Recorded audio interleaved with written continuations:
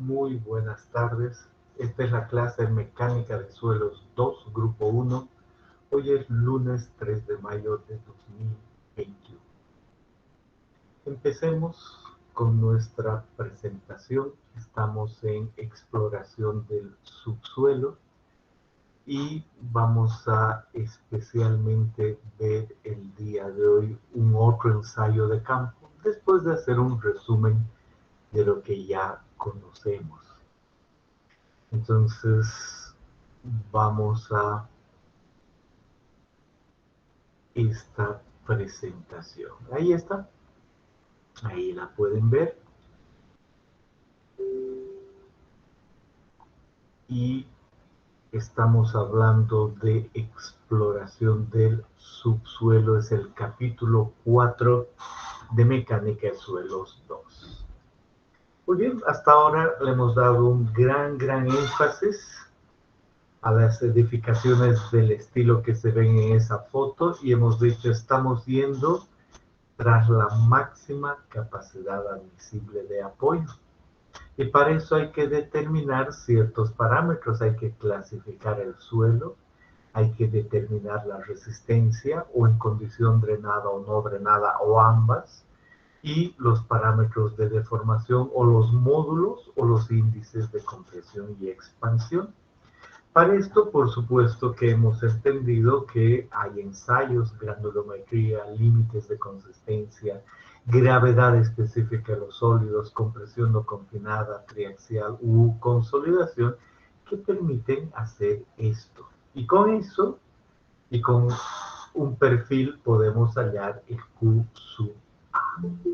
Entonces, para llegar a eso, hemos dicho en nuestra primera clase de exploración del subsuelo que necesitamos sacar muestras, necesitamos hacer ensayos para llegar a esa capacidad admisible y otras cosas asociadas con los taludes de la excavación y otros detalles. Entonces hemos dicho, por ejemplo, en este terreno, si es que nosotros tuviésemos si tuviésemos ese terreno, podemos elegir 4 sondeos. Hemos visto que una buena referencia es un sondeo cada 300 metros cuadrados, ¿no? Es lo que se muestra acá. Y adicionalmente, podríamos nosotros decir, necesitamos ir a cierta profundidad y tenemos una regla que dice de 1.5 a 2 veces del ancho. Y en base a eso, hacemos las perforaciones, metemos tubos Shelby o tubos Terzaghi, vamos sacando muestras y decidimos el perfil de suelo donde vamos a construir algo con las propiedades físicas, porque esas muestras las llevábamos al laboratorio, con las propiedades mecánicas de resistencia y deformación, y ahí está lo primero, profundidad, número de sondeos. Luego hemos dicho, esa es una manera, ya tenemos nuestro perfil, pero se puede aprovechar en cada uno de estos casos esto que representa el hacer ensayos y en lugar de sacar muchas muestras y obtener muchos ensayos de laboratorio, se puede hacer estos ensayos de campo y estimar propiedades. Y el primero que hemos visto ha sido el SPT. Hemos entendido muy bien en qué consiste el SPT, en subir un martillo, en dejar que caiga, en ingresar, en medir el número de golpes, en luego en normalizar. Hemos entendido por qué se lleva un 70i, que podría ser un 60, un 55, el número de campo por energía, por longitud de barras, por recubrimiento y por el ancho del sondeo. Y también hemos entendido por qué tendría que marcarse N'70 cuando hay arena y cómo hay un coeficiente C sub n que normaliza este ya normalizado como efectivo. Luego hemos dicho, después de la normalización se puede hacer con una gráfica de ese estilo, donde uno busca el primer coeficiente, el segundo, el tercero y el cuarto. Y el CN con varios, y el que tomamos es este, y hemos dado las unidades en kilopascales. Hasta ahí hemos hablado de varias cosas del ensayo CPT. Aquí lo que voy a ver es quiénes están llegando. Admito a los que están llegando todavía. No hay problema. Hay 74 alumnos. No nos preocupamos. Realmente no hay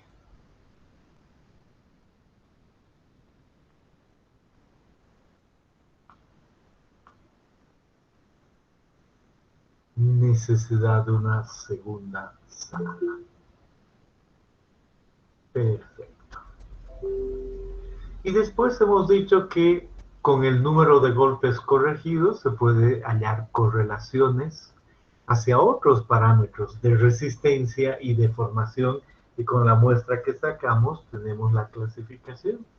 Y por supuesto hay varias opciones. Aquí por ejemplo dice, en esta tabla que no está en su texto, dice, si vamos a hallar el ángulo efectivo de fricción, utilice estos criterios: la rigidez E, el valor de G en este criterio, la resistencia no drenada, el coeficiente de compresibilidad MB, el módulo E drenado de la arcilla, el módulo no drenado, y así dice, aconsejo usar esas propiedades, y cada uno tiene su propia ecuación con un N60, con un N70, uh, con relación al índice de plasticidad, el valor de phi en diferentes oportunidades, la densidad relativa, otra vez el módulo E, incluso la capacidad de apoyo, sugerida por Meyerhoff y modificada por Bowles con esas ecuaciones. Y ahí, entendiendo eso, hemos dicho, si volvemos atrás al asentamiento, pues ya sabíamos, solo es cuestión de ver qué tenía la ecuación, qué decía de n.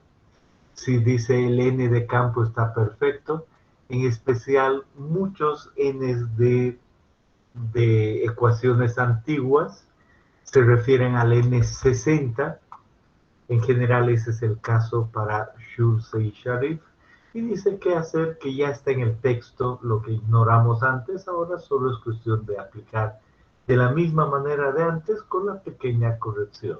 Lo mismo para Burland, que es lo de antes, pero ahora cuál es el N, es el N60, y ahí abajo decía si es arcilla, si es arena, esas correcciones.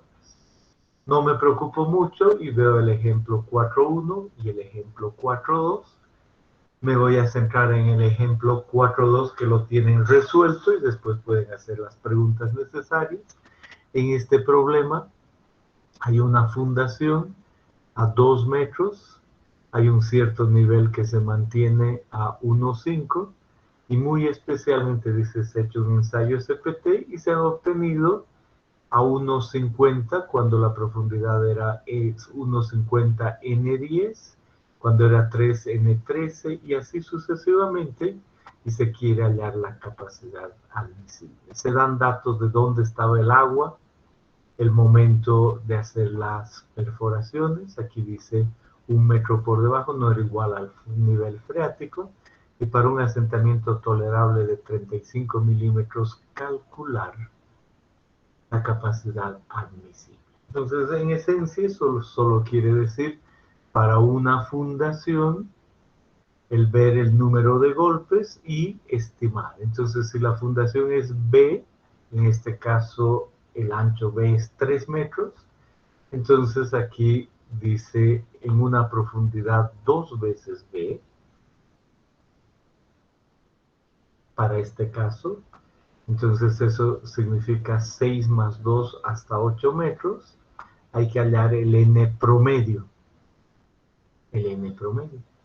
Y para hallar el n promedio, uno debería ver el campo y decir, a ver, aquí había un estrato, y ese estrato en campo ha llegado hasta aquí, y luego ha cambiado el suelo, yo he visto en la perforación, y ha cambiado ahí, y luego ha cambiado ahí, y ha cambiado ahí, y hasta ahí.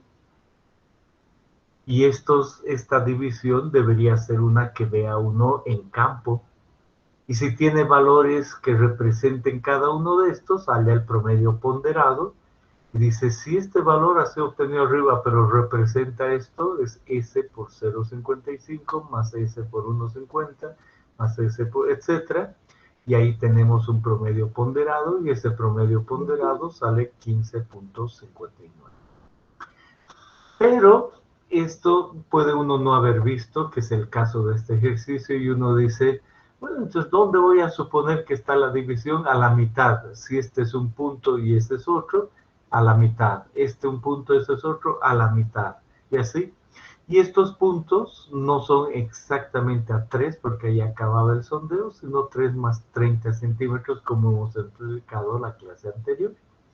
Y obtenido ese promedio y esta ecuación se puede hallar la capacidad admisible neta. Y para hallar este valor de N'70 hay que ir con mucha calma. Para cada profundidad hallar el número de golpes, corregir y terminar en el N'70 para cada uno. Y este es el promedio de los valores aquí. Pero en eso han trabajado, ¿no? Y quizá tienen alguna pregunta. Entonces es el momento, pueden hacer cualquier pregunta. Ingeniero, en el último ejercicio que veíamos, el, el criterio que usted nos dice para el cambio de suelo se aplica para los primeros puntos, pero para el último podemos ver que esa división no está exactamente al medio. ¿Hay alguna razón?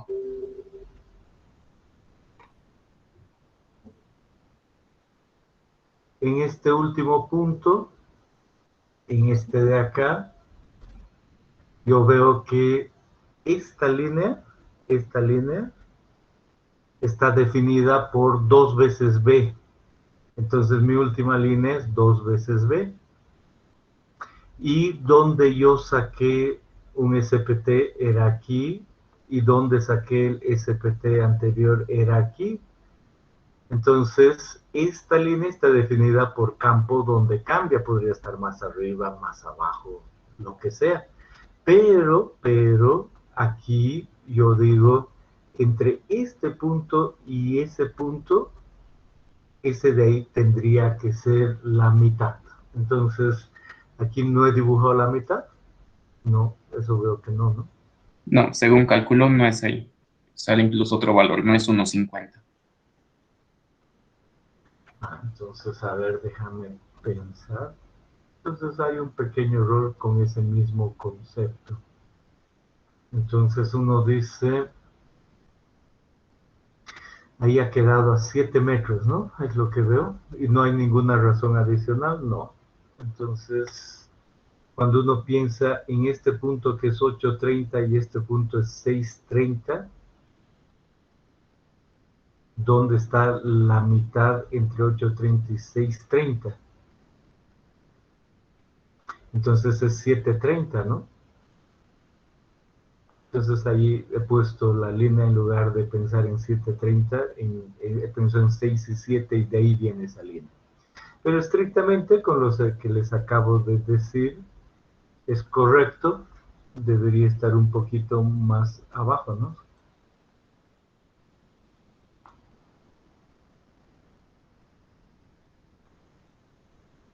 Y cambian un poco los valores, evidente. ¿A eso te referías? Tienes toda la razón. Sí, gracias.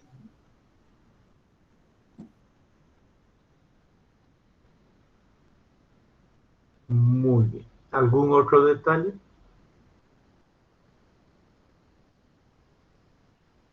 Ingeniero, igual en ese ejercicio tengo una duda para el valor de una profundidad de 630. El factor N2 no tendría que ser 0,95 y está tomado como 0,85, entonces me quedó la duda ahí. Realmente uno puede tomar varias cosas. A esta profundidad, uno dice, tengo una barra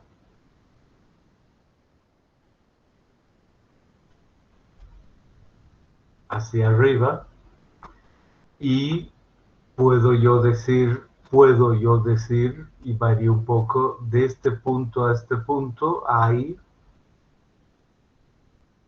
630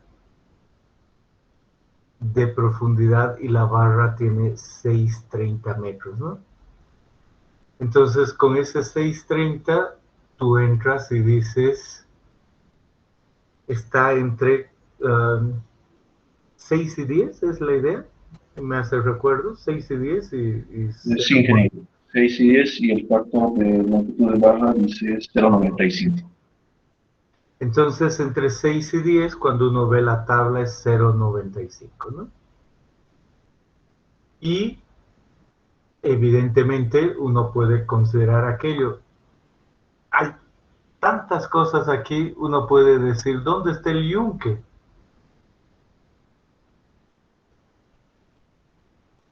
El yunque estar ahí y además puede uno incrementar la barra y dice, al incrementar la barra, tengo más de 6 y debo tomar entre 6 y 10 metros y sale 0,95. Ahora, ¿qué pasa si es que yo solo digo las barras son menos la cuchara? Las barras menos la cuchara, evidentemente le quitamos 45 centímetros de cuchara y en el primer caso he llegado a 5,85. Y ahí podrías entrar en el otro rango, ¿verdad? ¿Qué quiero decir con eso? Que evidentemente cuando uno va haciendo el SPT y toma una y otra consideración, siempre va a encontrar ciertas variaciones. Pero si se fijan, eso no va a hacer que varíe mucho ese promedio, ¿no? Si es que uno toma aquí otra altura y además ese no varía mucho. En el fondo, ¿qué debe hacer uno? Y eso es lo que intenté y no me fijé que introduje esos errores al hacer rápido, no me fijé. Es tener una coherencia y la coherencia es la que hemos explicado. En el caso del suelo, por ejemplo, hay una coherencia, tiene su lógica si no conozco nada.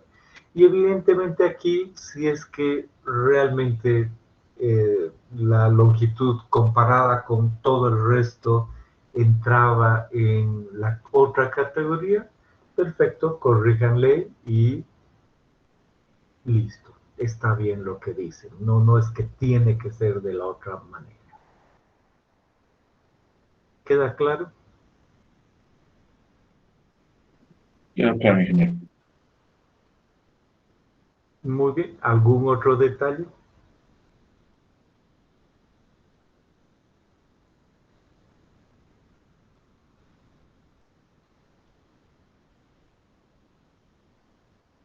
Bien. Entonces están listos estos dos ejercicios. Ya sabemos procesar información del SPT. Vayamos a otro ensayo. El día de hoy vamos a ver el CPT. Y decimos, vamos a nosotros tener un cono. Ese cono. Vamos a hacer que se introduzca en el suelo. Vamos a poner un camión que haga el contrapeso. Vamos a empujar el cono. En la punta vamos a medir un esfuerzo y en el fuste otro esfuerzo. Y además vamos a poner una piedra porosa y medir la presión de poros. Esa es básicamente la idea. Entonces, primer video de una compañía, AP Vandenberg, holandesa, y ellos han publicado esto y nos ayuda mucho a entender cómo es que funciona. Entonces, corramos el video. Ahí hay algo que ellos venden, es un equipo mediano que puede tener una reacción de 200 kilonewtons, fácilmente transportable. Llegamos al lugar donde hay que hacer el CPT y hay que anclar nuestro equipo, y eso se logra como se ve con esa perforación. Y ahí hemos anclado una porción de barra y eso nos permite que este equipo que se autonivela además tenga una reacción cuando intente subirse, no solo el peso, sino que está anclado al suelo. Y ahí se arma el equipo para poner el cono, y está el cono.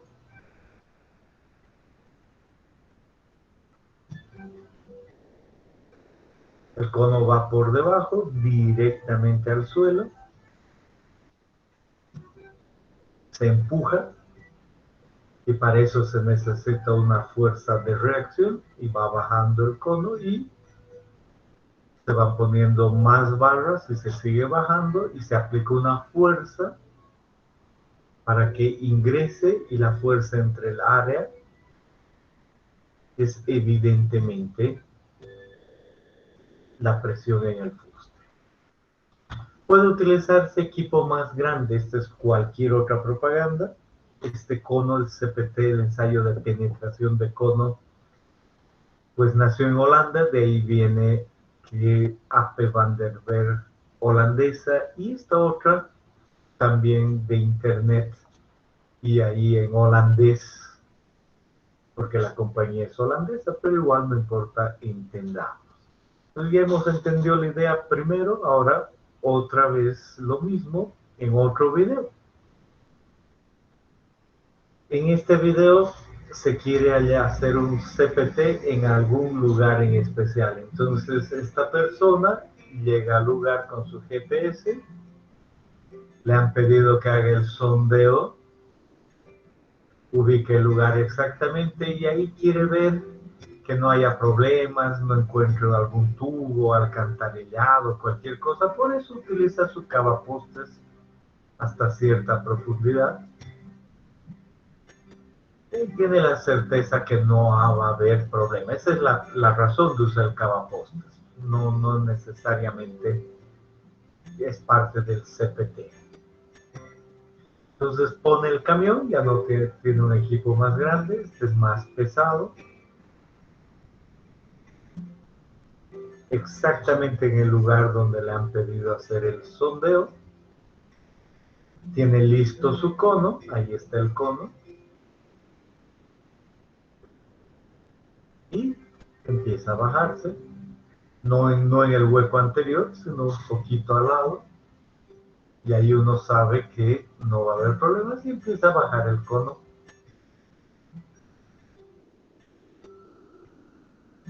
Y arriba en el camión una prensa, y simplemente baja la prensa y la reacción viene dada por el peso del camión. Estos camiones tienen peso adicional bien distribuido para poder levantar el camión horizontal, la penetración sea vertical, y se va midiendo en los sensores que tiene el cono, la resistencia en la punta, en el fuste y la presión de poros, y se dice ahí hecho mi sondeo.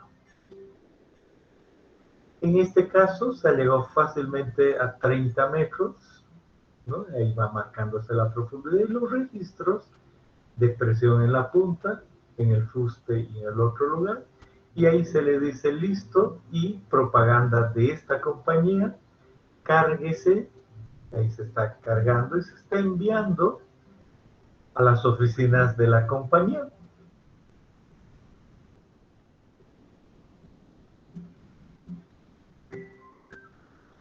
Y se ha enviado, y en la compañía reciben inmediatamente, mientras el operador busca otro ensayo, y se empieza a procesar la información, ya se ha recibido exactamente. ¿Tiene que esta persona estar ahí en campo? No, confía en que el técnico ha ido al lugar adecuado, y esos datos son de él, son exactos, no hay nada más que hacer. Y se empieza a procesar la información, y en este caso, en esta compañía, se la sube a una base de datos que después se vende o se utiliza en un proyecto o lo que sea, y ahí está, en el mapa se envía los datos y ya se disponen de esos datos que se pueden comprar, que son de un proyecto, lo que sea. Y se tiene el suelo en un cierto lugar, ¿no? Esa es la propaganda para este caso. ¿Y qué nos ha mostrado? Que se hace en un ensayo CPT. Entonces, todavía vamos a ver más aspectos, pero si desean hacer alguna pregunta, por favor hagan su pregunta.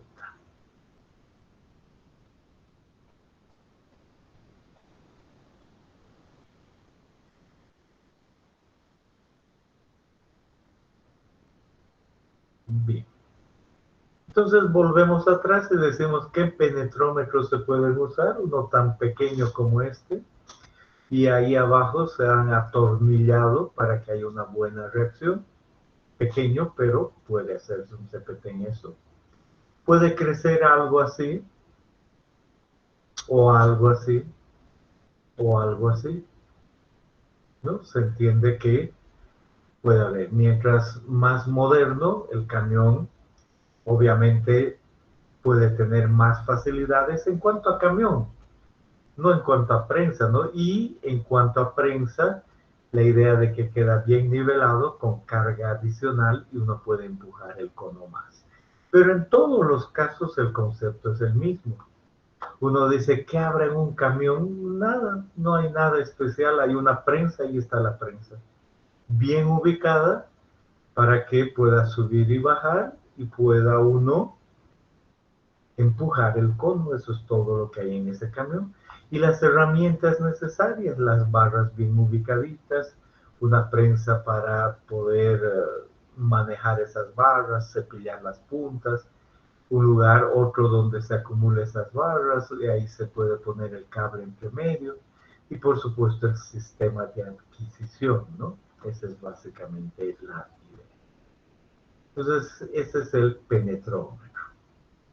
Aquí se muestra un cono, y un cono hemos dicho que registra automáticamente, por eso se dice este es un cono eléctrico. Entonces ahí tiene lo necesario electrónicamente para medir la carga que vaya a haber en esta punta y transmitirla a la parte superior, y la carga que vaya a haber en el fuste y transmitirla a la parte superior. Eso es lo que realmente se mide. Y además aquí una piedra porosa, ¿no? Ahí se puede ver. Y lo necesario para registrar la presión de poros y enviarla arriba. La misma idea, pero en esquemas. Se mide la presión en la punta, en el fuste y la presión de poros. Y por supuesto que el cono tiene dimensiones estándar, tiene ángulos estándar, se ve ahí, no hay que saber de memoria. El fuste lo propio. Y finalmente otra vez la combinación luce así, ¿no? Ahí está el cono, ahí está el fuste y aquí un sistema que conecta al cono y simplemente tiene un cable que va por entre las barras a la parte superior a un sistema de adquisición de datos. Otra vez lo mismo, uno, otro cono que permiten hallar lo que estamos hablando. Pueden haber conos estándar de este estilo o pueden haber conos algo más grandes. Puede la piedra porosa estar un poquito más arriba o más abajo. Pero en general dice los conos son de 10 centímetros cuadrados o son de 15 centímetros cuadrados. Algo más grandes o más pequeños. Y la piedra porosa puede ir en una posición aquí, una aquí y una aquí. El más común es esta. Por eso se dice, esta es la posición 1, esta es la posición 2 y esta es la 3. Cuando se registra U2, se dice que el cono estaba ahí. Excelente. Bien, ese es un cono. Y ese es un cono eléctrico. Y aquí viene cono mecánico. ¿Pueden haber conos mecánicos? Sí, esa es la forma de un cono mecánico. Igual se empuja, pero al empujar uno mide la fuerza arriba con la que empuja y hay una barra por dentro que empuja el cono. Y luego que llega a una profundidad, empuja solo la barra y hace que avance la primera parte, solo la primera parte, y uno mide la fuerza para avanzar aquello. Y luego hace que avance todo el cono, y al avanzar los dos, tiene fuste más cono, resta el cono, el total, y tiene lo del fuste. No importa mucho ese detalle, solo que también hay un cono mecánico. Bien, entonces, en idea, sea mecánico o sea eléctrico, uno va midiendo la fuerza que necesita para ingresar, Q sub C. Lo más común es que sea en kilonewtons por metro cuadrado, y va midiendo y va registrando, y conforme va ingresando, tiene valores así, luego crece, luego baja, luego crece, y ha medido QC en función de la profundidad. En estos 20 metros ha obtenido QC. Y en el fuste ha hecho lo mismo. En estos 20 metros, hacia el otro lado de la escala, mide la resistencia en el fuste, también en kilonewtons por metro cuadrado, y tiene en este caso aquello. Y uno de estos es eléctrico y el otro es mecánico. Obviamente el eléctrico mide puntos más seguidos y el mecánico también mide, pero puntos más separados. Entonces, ¿qué dirían ustedes? ¿Dónde hay más puntos de medición? ¿En esta lectura o en esta? Esa es la diferencia entre eléctrico y mecánico, solo más puntos de medición, nada más.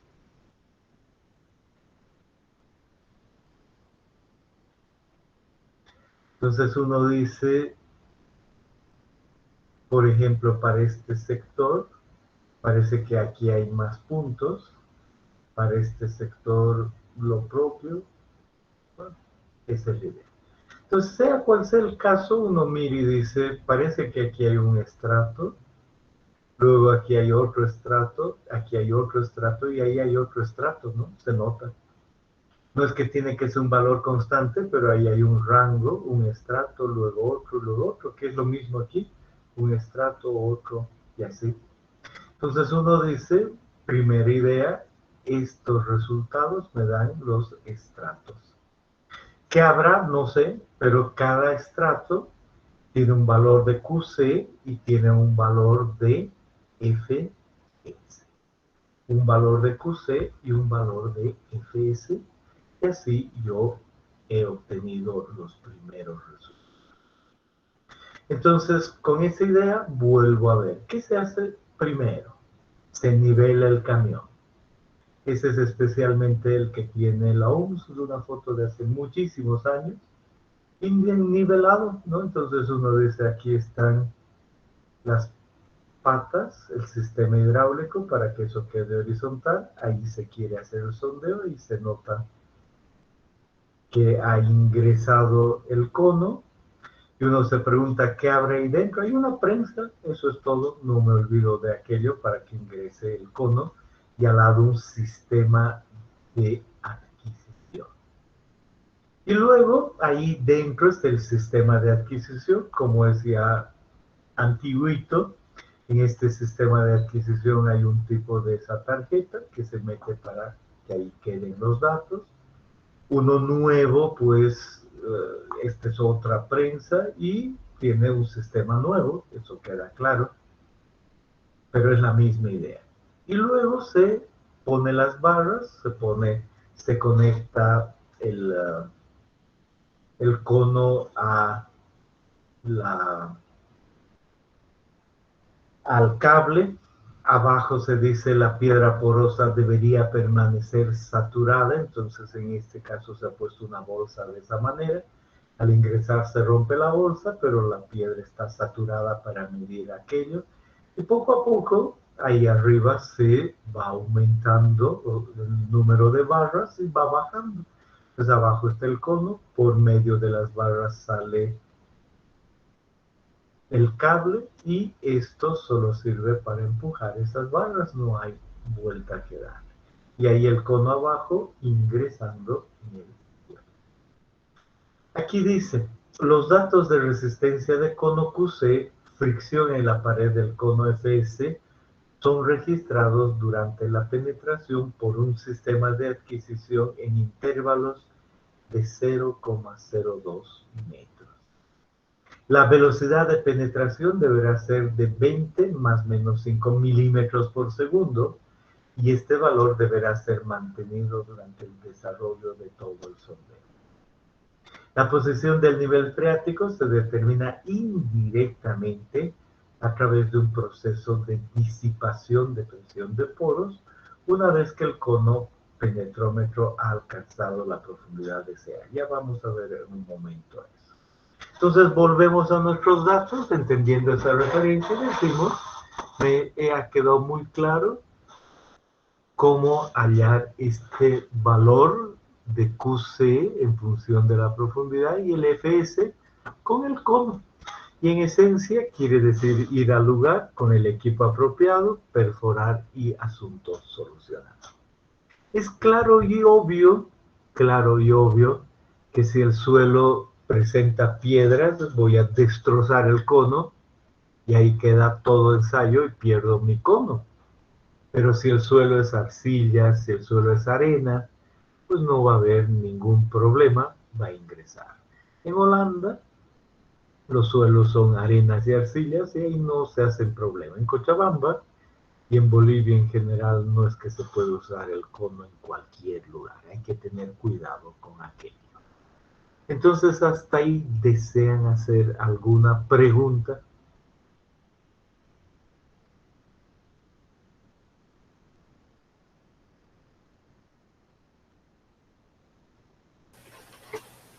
Ingeniero, en caso de que haya, digamos, alguna resistencia ahí en el suelo, se tendría que tomar otra, o sea, digamos una roca o algo que no le permite entrar a la velocidad que tiene que entrar, o sería muy grande la roca. ¿Qué es lo que se tendría que hacer? Ahí no tienes que cambiar de método porque no puedes utilizar el cono. De hecho, ya lo has roto y ni tienes ya cono. Entonces tienes que pensar en cualquier otro método para hacer la perforación. Si vemos las perforaciones, hemos visto en la primera clase, pueden haber perforaciones con cavapostes, entonces si encuentras la misma piedra no pasas. Pueden haber perforaciones con un sistema de rotación vía húmeda, normalmente no se pasa, y después hay el sistema de barras helicoidales, no se pasa, y te queda la perforación adiamantina. Entonces tú dices, la única manera de ir más abajo es con una perforación adiamantina, para responder a tu pregunta. Y una vez que tienes una perforación adiamantina y tienes el hoyo, ¿qué tienes que hacer? Sacar muestras y trabajar con las muestras. Y si puedes hacer SPTs, perfecto. Y si adicionalmente tú puedes manejar lo del cono, perfecto. Especialmente este camión, no todo camión, este camión, venía con el equipo de, además, perforación adiamantina, un sistema convencional que vamos a ver en el siguiente. Hemos visto la idea de que se puede perforar, pero este especialmente se podía perforar a diamantina y pasar algo muy duro y luego de pasar, bajar otra vez el cono y dejar un espacio porque se daba la condición, ¿no? Un pequeño lugar de algo muy duro. Entonces también se podría hacer eso. Pero en idea general, no es que hay una pequeña parte dura, ¿no? Es que realmente todo el suelo no permite hacer cono, entonces hay que ver la manera de perforar de otra forma. Y ahí aparecen las diamantinas. Muy bien. ¿Algún otro detalle?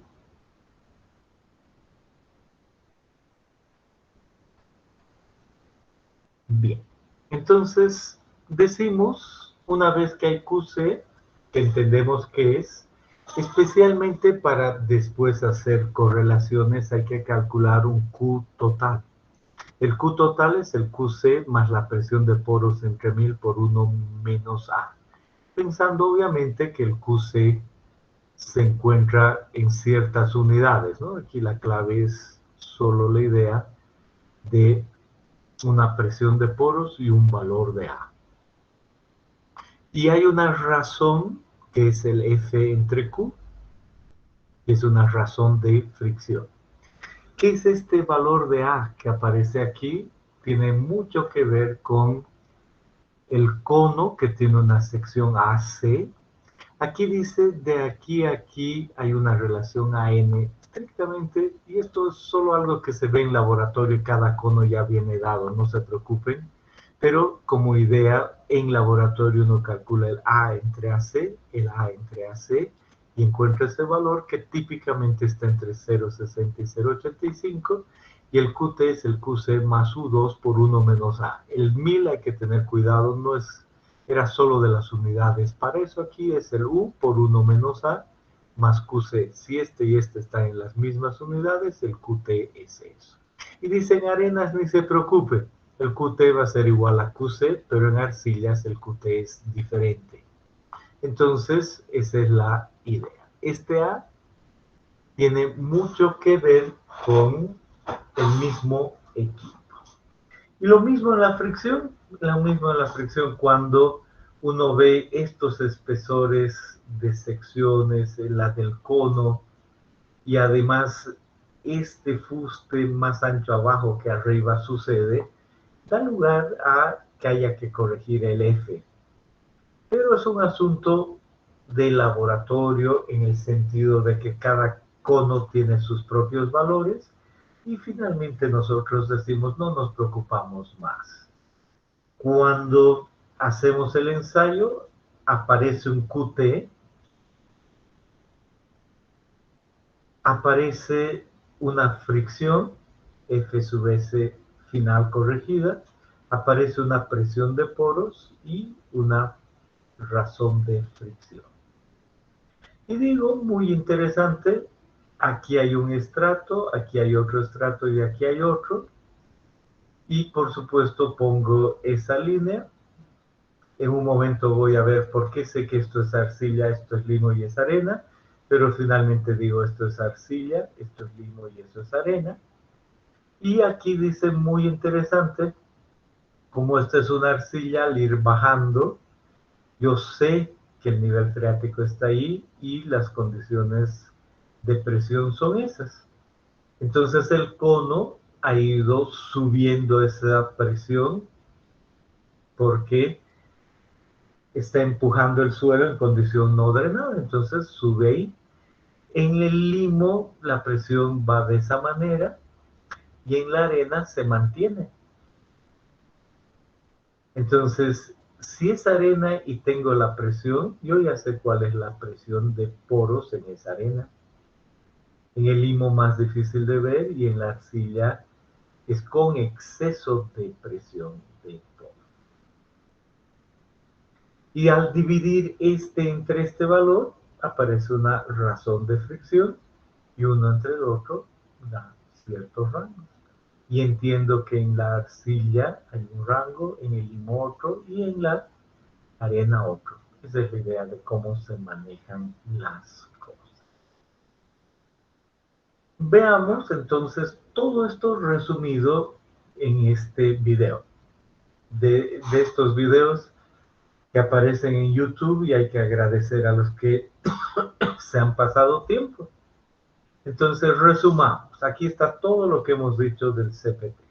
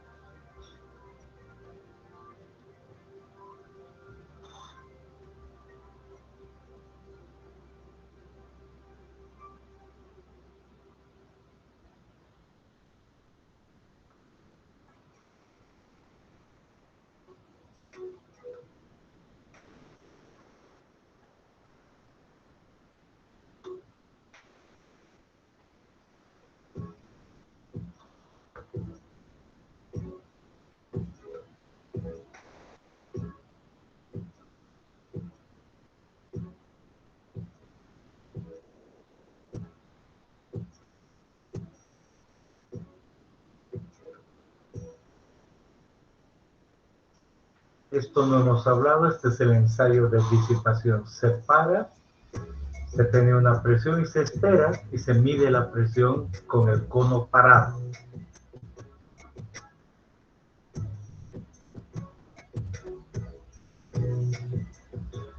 Por lo tanto, conociendo ese tiempo, el 50% de disipación, se puede realizar cálculos y ver cuál es la presión antes. Y aquí dice, y después se puede obtener otros parámetros.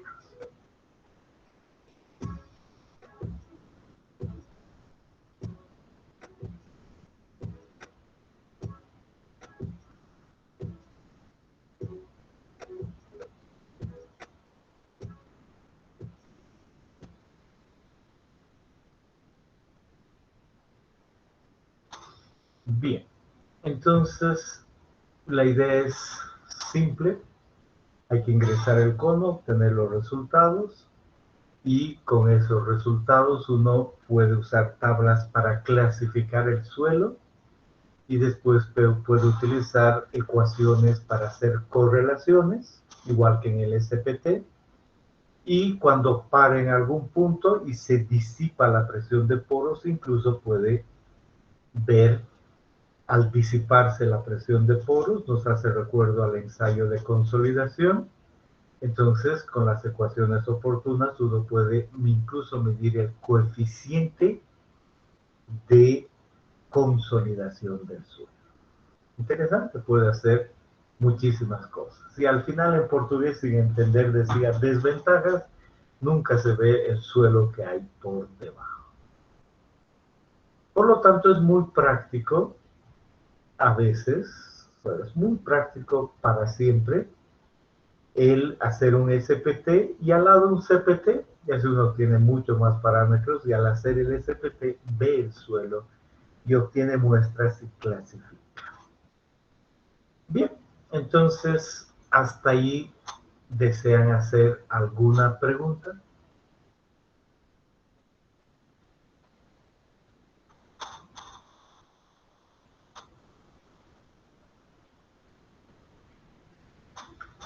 Bien.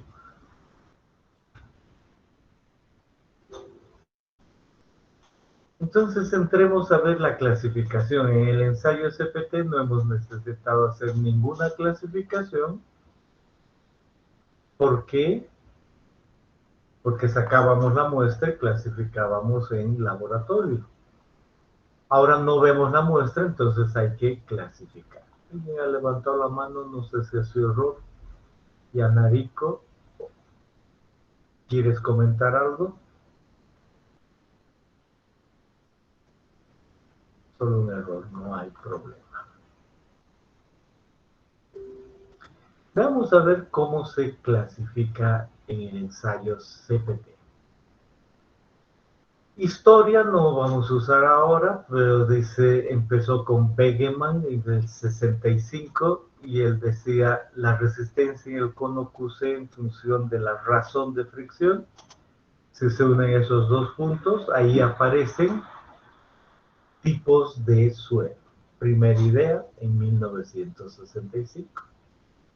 Esos tipos de suelo obviamente están relacionados, diferentes tipos de suelos, con ciertos rangos de el rango de fricción. En otras palabras, la fricción lateral entre esto da un tipo de suelo. 65, ya no se usa. Luego, en el 74 apareció otro autor, Sanglerat y otros, y dijo, aquí vamos a usar la razón de fricción con el cono, y donde caigamos nos va a dar, obviamente, un cierto tipo de suelo. Aquí dice arcillas aquí, limos aquí, arenas ahí. Perfecto. Y luego vino Schmermann, más conocido por nosotros, varias veces hemos escuchado el apellido, y él decía, vamos a usar la fricción con la resistencia al cono, Y vamos a subir y ahí nos dice, por ejemplo, aquí están las arcillas y aquí aparecen las arcillas blandas, medias, rígidas. A este lado las arcillas arenosas y limosas. A este lado los limos y aquí las arenas. Entonces, menor rango de fricción, mayor QC, estamos con esa idea de clasificación. Perfecto. Luego vienen otros autores y dicen Douglas y Olsen, otra vez una reacción de fricción y la resistencia al cono. Y lo mismo uno entra y calcula una u otra cosa, no hay problema, es solo. Otro autor, Voss, para el ángulo de fricción, lo propio a partir de la razón de fricción. Otra vez, un tipo de suelo, pero uno nunca ve el suelo. Y luego viene Robertson y dice, primera idea, el QC que teníamos acá debe manejarse como QT, que es el QC más U2 por 1 menos A, de laboratorio de cada cono y de cada fabricante el valor de A, las relaciones de áreas, perfecto. Entonces uno puede calcular un QT y lo mismo, una razón de fricción, y él da ciertos rangos para hallar exactamente aquello. Y además dice, vamos a calcular un BQ en función de QT, y el BQ tiene que ver con la presión de poros medida menos la hidrostática entre QT menos sigma C, y esas cosas permiten llegar a las zonas 1, 2, 3, 4, 5, 6, 7, 8. La 9 es arena, entonces vuelvo aquí y digo, y eso permite llegar en BQ en función del QT, permite determinar el 9, que es un tipo de suelo. Entonces, más hacia este lado arenas, hacia este lado arcillas, perfecto. Entonces, esas tablas van puliéndose y nunca son las mismas, ¿no? Esta estamos hablando y esta la misma idea de tabla. Los rangos, los valores 1, todo igual. Y luego Robertson el 90, pues dijo, voy a proponer las mismas gráficas modificadas, y aquí puso el QT menos el sigma B sobre el sigma prima B, y dijo, esa es la resistencia al cono normalizada. Y esta es la razón de fricción normalizada, igual se puede calcular uno y el otro, se sube y con números se puede calcular y estimar los valores asociados de tipo de suelo. Y ahí decía, estos son los tipos de suelo, están en inglés, pero no importa los tipos de suelo que pueden salir de acá. Y luego el 96, miren cómo va avanzando, aparecen Slamy y Felenius, y dicen, mire, igual proponemos un B sub B igual un U2 para cada estrato, menos el U0, que es la presión de poros hidrostática, la que tenga el suelo, sobre U0, ese es el BE, proponen ellos, y dicen, vamos a calcular un QE en función del ángulo de fricción y otros rangos, y en esos rangos tipos de suelos, y el valor de QE va a ser el QT menos el U2, y el QT es el de siempre, QC más U2 por 1 menos A, y con eso, pues, se entra con esa razón de fricción, el QE, y se puede determinar en qué rango C está, y eso es lo que propuso Slamy y Felenius, ¿no? Básicamente. Y ellos dijeron, para los suelos de tal lugar, Evanston, Vancouver y otros, se tienen esas relaciones y ha funcionado bien. Aquí en Cochabamba, dijimos con ese camión, el amarillo que han visto y los datos que teníamos, dijimos, ¿y realmente usar un cono vale la pena? Entonces, obviamente, mucho se ha hecho con ese camión amarillo y se han hecho SPT salado, entonces se han obtenido muestras y se han probado estas clasificaciones. ¿Qué clasificaciones? Está asociada con Robertson y se ha metido los valores para ciertos lugares de relación de fricción en función de la resistencia del cono y lo que correspondía acá. Y además los puntos se sabía, porque se había visto el suelo a esa misma profundidad, si era arcilla grasa, arcilla magra, arcilla con arena o limo con arena. Entonces, aquí estos valores, aquí se ve, los cuadrados aquí, y a ver si coincidía con la clasificación. Luego está otra vez otra de estas gráficas de las que hemos hablado, está normalizada con todos esos datos y los datos conocidos, a ver dónde caían, y también con Slamifhelenius, todos esos datos conocidos, pues en ese rango. Y la idea, si esta es verdaderamente una arcilla magra y esta es otra verdadera arcilla magra, cae en el rango en que Slamifhelenius o Robertson y otros dicen que cae bien. Aquí va a aparecer el QE, aquí el FS, ¿no? Y la conclusión de estas pruebas fue la siguiente, ¿no? El piezocono representa una herramienta imprescindible para la caracterización de los suelos bolivianos. Hay que usarla, está bien. Pues en una descripción exacta, rápida, puede dar una descripción exacta, rápida y simple. Pero si uno ve que va a haber grava, no la use porque va a romper su cono. 2. Al comparar los gráficos de Slamifhelenius 1997 con Robertson, se puede evidenciar que el que más se adecua a nuestro medio por la rapidez y exactitud es Slamifhelenius.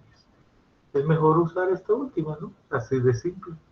Ahora, eso no es absoluto, ¿no? Por si acaso, pero es una ya buena idea de tanto valor al probar qué es mejor. Entonces, Slamifhelenius es una buena solución. Slamifhelenius han demostrado que los métodos que no introducen la corrección de presión de poros arrojan un error grande en la clasificación de los suelos finos. En este sentido, los mejores métodos son Slamifhelenius y Robertson porque sus ecuaciones incluyen ese valor de presión de poro. Bien, entonces esa es básicamente la idea. Entonces volvemos a decir, en un ensayo aparece siempre esto, un FS, un QT, un ERF, un BQ cuando se compara cualquier cosa, y a partir de estos datos se decide estratos, se estima la clasificación con esas tablas. Y por supuesto, si solo hace unos CPTs, aunque esté en Holanda, excava y si ha dicho que ahí va a haber arcilla, no necesariamente hay arcilla. No hay que olvidarse de eso porque uno nunca ha visto la muestra. Esa es la idea. Entonces se entiende cómo se trabaja, cómo se clasifica el suelo en un ensayo CPT.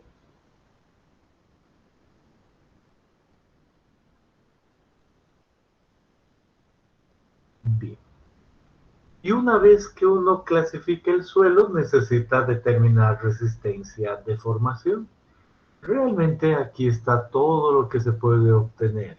Densidad relativa, el OC, el K sub 0, la resistencia no drenada, el Phi, el E, el G, el 1 sobre E, la permeabilidad se puede cuando se disipa y el coeficiente de consolidación. Entonces este es un ensayo que da más información que el SPT. Entonces este es más elaborado. No siempre se lo puede usar, no se ve el suelo, pero da más información que un SPT. ¿De acuerdo? ¿Cuál es más común? El SPT. ¿Cuál es menos común? El CPT. Pero en Bolivia ya hace años que hay CPT. Cuando uno va a las minas y ahí hacen diques de cola que son muy blandos, necesitan ver sus propiedades y en minería también se utiliza el CPT. En Bolivia hay varios CPTs. Perfecto. ¿Cómo se obtienen esos parámetros igual que antes? No hay que darle mucho tiempo. El ángulo de fricción, según este autor, depende del QC y el sigma prima.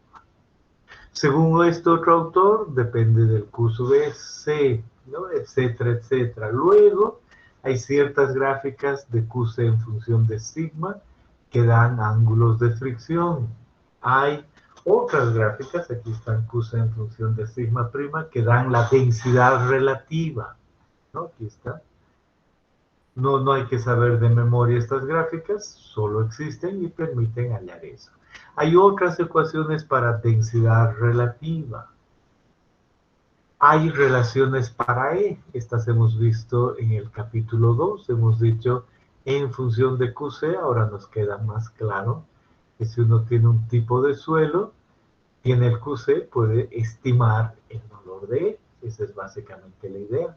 Puede relacionar el E con el Q con ciertas características, calculando un QC1 con esa ecuación y poniendo ahí. Puede determinar K y dice, bueno, estos son rangos típicos, pero se puede utilizar. Puede determinar KH habiendo allá el T50. Recuerden que hemos visto que se puede disipar la presión de poros. Entonces con el T50 uno sube y por supuesto hay variación, pero igual estima el coeficiente K en centímetros por segundo. Puede hallar la resistencia CU, no importa cómo, la idea es que hay muchas ecuaciones. Puede hallar el OCR, puede hallar el K0, puede hallar el OCR con otra ecuación. Con el OCR y el índice de plasticidad puedo además hallar la relación de resistencia no drenada sobre esfuerzo. Puede hallar la resistencia no drenada. Puede volver a hallar esto que ya dijimos, pero estoy repitiendo, el coeficiente de consolidación horizontal. No, habíamos dicho la permeabilidad, también puede el coeficiente de consolidación. Y después puede hallar el MB, porque halla el M, que es igual a 1 sobre MB, y dice el M, que es 1 sobre MB, ¿se acuerdan que era MB? Es un alfa por el QT. Y uno dice, ese valor de alfa es muy simple. Vamos a verlo en un rato cuando hablemos de asentamiento. Pero puede hallar valores de 1 sobre. Entonces realmente tiene todo. Y finalmente decimos, ¿y la capacidad de apoyo se puede hallar? Sí. Y además los asentamientos, sí. Y aquí dice el método de Yambu. Ahí está la ecuación que hemos visto. Y aquí dice, este M en un cono va a tener esta forma. Este factor de módulo y aquí aparece el QT. Entonces el M que antes era directo el CC sobre algo, ¿no? Hemos aprendido. Ahora está en función de QT, no nos pasamos mucho tiempo y decimos, perfecto, ahí está el QT. El valor de A depende del suelo, eso entiendo. Por lo tanto, el asentamiento solo va a ser para todos los estratos el MB por el delta sigma. Y el MB va a ser 1 sobre alfa QC y alfa entre 5 y 7,5. Entonces así el asentamiento, utilizando el método de Yambu con el cono, termina siendo lo que está aquí, la carga neta por B sobre 2 veces QC. Interesante, ¿no? Facilito. Entonces, a través de no ver nada y bajar el cono, uno puede hacer hartas cosas. Hartas cosas. Y también puede hallar el Q. Meyerhoff dice, ese es el Q. Y la idea es que si el mismo cono rompe el suelo, ¿no? Pues esa es la resistencia del suelo y los factores que hay ahí. Uno dice, ya estos factores los he visto. Entonces el Q último se relaciona con ese valor de QC, con todo lo que ya sé de capacidad de apoyo. O estas otras, aquí este autor dice Q es 28 menos 0,052 de 300 menos QC a la 1,5 para fundaciones continuas, para cuadradas esta otra. Perfecto.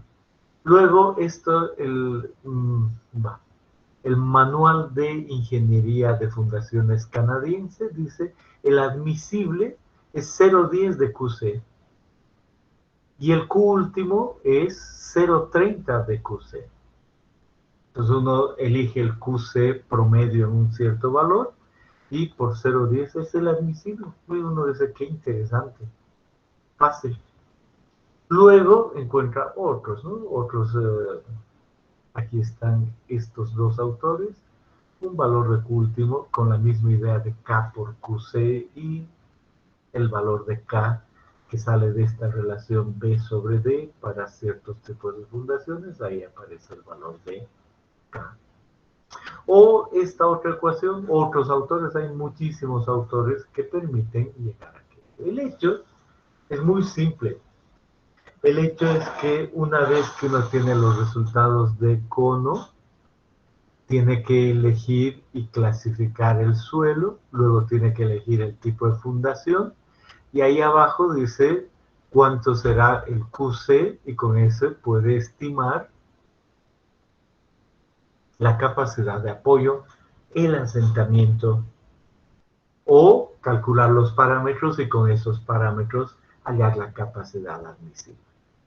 Entonces esa es la idea y queda reducido. Y hay un ejercicio en su texto que muestra estos datos de QC o QT, ya no me acuerdo, y la fricción, y después da las casillas asociadas con los parámetros de resistencia.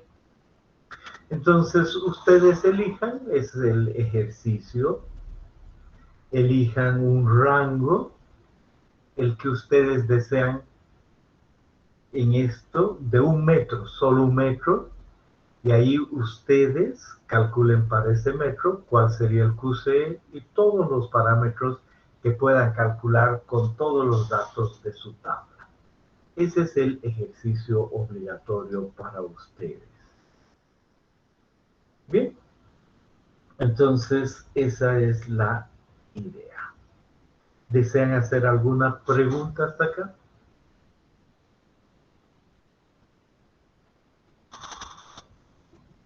Queda claro qué deben tener en su siguiente hoja cuando diga ejemplo 4.3 de la porción que aparece en el ejercicio. Agarren 1 metro el que quieran y ahí clarito dibujen cuál es el QC, el FS y la presión de poros, lo que sea necesario, y ahí usando las tablas que están en el texto clasifiquen y luego determinen los parámetros de resistencia y deformación.